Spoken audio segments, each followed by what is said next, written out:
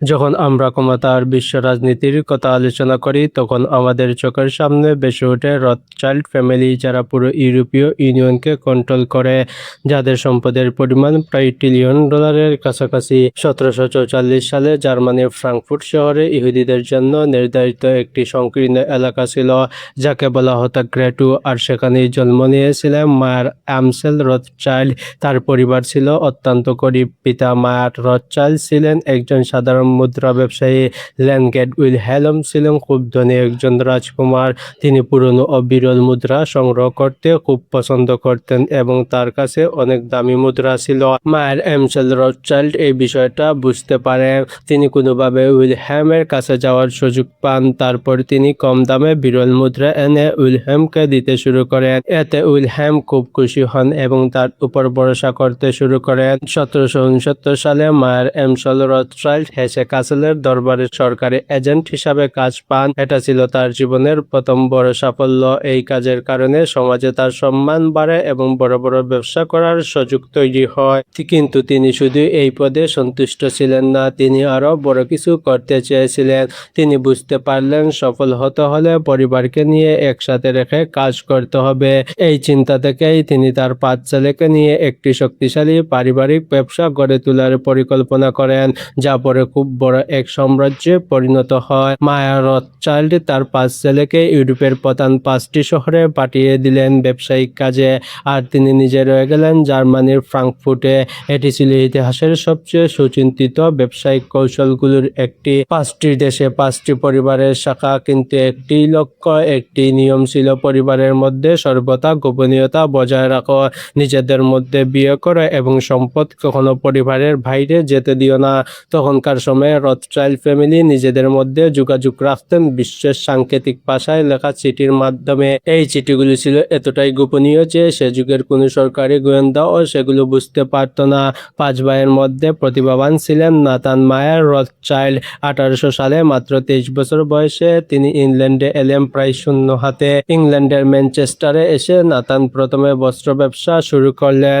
মাত্র কয়েক বছরের মধ্যে তিনি এতটাই সফল হলেন যে ম্যানচেস্টারের বড় বড় বস্ত্র ব্যবসায়ীরা তাকে ভয় পেতে শুরু করলো। এরপর তিনি লন্ডনে এলেন এবং শুরু করলেন ব্যাংকিং ব্যবসা। নাথানের জীবনের সবচেয়ে বড় মুহূর্ত ছিল 1815 সালে ওয়াটারলুর যুদ্ধের সময়। নেপোলিয়ন বোনাপার্টের বিরুদ্ধে ব্রিটেন ও তার মিত্রশক্তির চূড়ান্ত লড়াই চলছিল। পুরো ইউরোপ তখন অপেক্ষায় ছিল কে জিতবে, নেপোলিয়ন নাকি ব্রিটেন। নাথান রথচাইল্ড জানতেন যুদ্ধের খবর যত দ্রুত পাওয়া যাবে ব্যবসায় তার তত বড় সুবিধা হবে। তাই তিনি নিজের ছোট্ট একটি গোপন বার্তাবাহক নেটওয়ার্ক তৈরি করলেন। ওয়াটারলু যুদ্ধ শেষ হওয়ার পরদিন সরকারি যুদ্ধের আগে নাথানের বার্তাবাহকরা লন্ডনে পৌঁছে দিল সংবাদ: নেপোলিয়ন যুদ্ধে পরাজিত হয়েছে।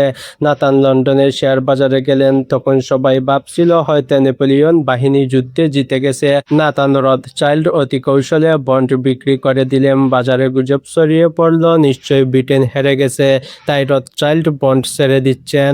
সবাই আতঙ্কে বন্ড বেচতে শুরু করলো। রাতারাতি শেয়ার বাজার তছনছ হয়ে গেল। তখন নাথান রথচাইল্ড গোপনে তার এজেন্টদের মাধ্যমে সেই সস্তা বন্ডগুলি কিনে নিলেন বিপুল পরিমাণে। কয়েক ঘন্টার মধ্যে সরকারি ঘোষণা এলো, ব্রিটেন যুদ্ধে জয়লাভ করেছে। বন্ডের দাম বেড়ে গেল। একদিনেই নাথান রথচাইল্ড অর্জন করলেন এমন পরিমাণ সম্পদ যা সেই যুগের ব্রিটিশ সরকারের বার্ষিক রাজস্বের কয়েক গুণ বেশি ছিল। 19 শতকে রথচাইল্ড পরিবার পরিণত হলো ইউরোপের সবচেয়ে শক্তিশালী ব্যাংকিং পরিবারে। তারা শুধু ব্যবসায়ী ছিলেন না, তারা হয়ে উঠেছিলেন রাজনীতির নেপথ্য শক্তি। অস্ট্রেলিয়ার চ্যান্সেলর মেটানিক রথচাইল্ড পরিবার ছাড়া কোনো বড় সিদ্ধান্ত নিতেন না। ফ্রান্সের রাজা লুই ফিলিপ রথচাইল্ডদের থেকে ঋণ নিতেন।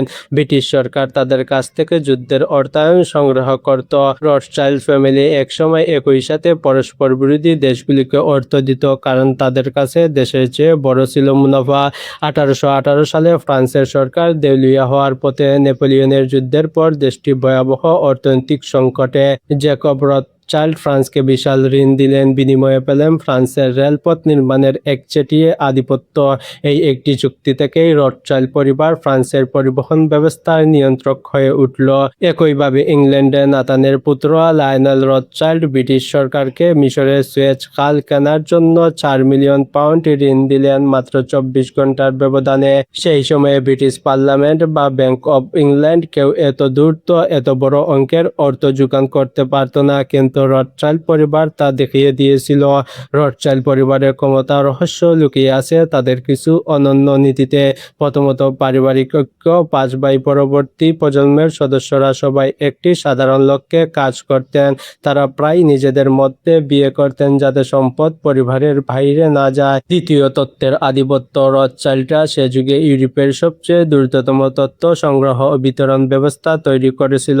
তাদের বার্তাবাহক নেটওয়ার্ক ছিল এতটাই দ্রুত যে কোনো যুদ্ধের ফলাফল, কোনো রাজার মৃত্যু, কোনো রাজনৈতিক পরিবর্তনের খবর রথচাইল্ডরা সরকারের আগে পেতেন। তৃতীয়, বৈচিত্র্যময় বিনিয়োগ। তারা কখনো এক জুড়িতে সব ডিম রাখেননি। সরকারি বন্ড, খনি, রেলপথ, ওয়াইন উৎপাদন, শিল্পকলা সবকিছুতে তাদের বিনিয়োগ ছিল। চতুর্থ, গোপনীয়তা। রথচাইল্ড পরিবার কখনো তাদের প্রকৃত সম্পদের পরিমাণ প্রকাশ করেনি। তা হতে পারে কয়েকশো বিলিয়ন ডলার কিংবা 20 ট্রিলিয়ন ডলারের কাছাকাছি। বিংশ শতক রথচাইল্ড পরিবারের জন্য নিয়ে এলো নতুন চ্যালেঞ্জ। প্রথম বিশ্বযুদ্ধ ইউরোপের পুরনো ব্যবস্থাকে ভেঙে দিল। রাজতন্ত্রের পতন হলো, নতুন জাতীয়তাবাদী আন্দোলন শুরু হলো। এই পরিবর্তনশীল পৃথিবীতে রথচাইল্ডদের মানিয়ে নিতে হলো। কিন্তু সবচেয়ে বড় আঘাত এলো দ্বিতীয় বিশ্বযুদ্ধের সময়। নাৎসি জার্মানির উত্থানের সাথে সাথে রথচাইল্ড পরিবার ইহুদি হওয়ার কারণে হয়ে উঠল নাৎসিদের প্রধান লক্ষ্যবস্তু। হিটলার ব্যক্তিগতভাবে রথচাইল্ডদের ঘৃণা করতেন। 1938 সালে অস্ট্রেলীয় দখলের পর নাৎসিরা ভিয়েনার রথচাইল্ড পরিবারের সমস্ত সম্পদ বাজেয়াপ্ত করল। লুইস ফন রথচাইল্ডকে গ্রেফতার করা হলো এবং 1 বছর ধরে আটকে রাখা হলো, যতক্ষণ না তিনি তার সমস্ত অস্ট্রেলিয়ান সম্পদ নাৎসিদের হাতে ছেড়ে দিলেন। ফ্রান্সে একই পরিণতি। জার্মান দখলদারিত্বের সময় প্যারিসের রথচাইল্ড পরিবারের অসংখ্য মূল্যবান শিল্পকর্ম লুট হয়ে গেল। এই যুদ্ধের পর এর কিছু অংশ ফিরেও পাওয়া গেল, অনেকটাই চিরতরে হারিয়ে গেল। তবুও রথচাইল্ড পরিবার ভেঙে পড়েননি। পরিবারের সদস্যরা সময়মতো ইউরোপ ছেড়ে পালাতে সক্ষম হলেন। কেউ গেলেন ইংল্যান্ড, আমেরিকা, আর্জেন্টিনায়। যুদ্ধ শেষে তারা আবার ফিরে এলেন এবং নতুন করে গড়ে তুললেন তাদের সাম্রাজ্য।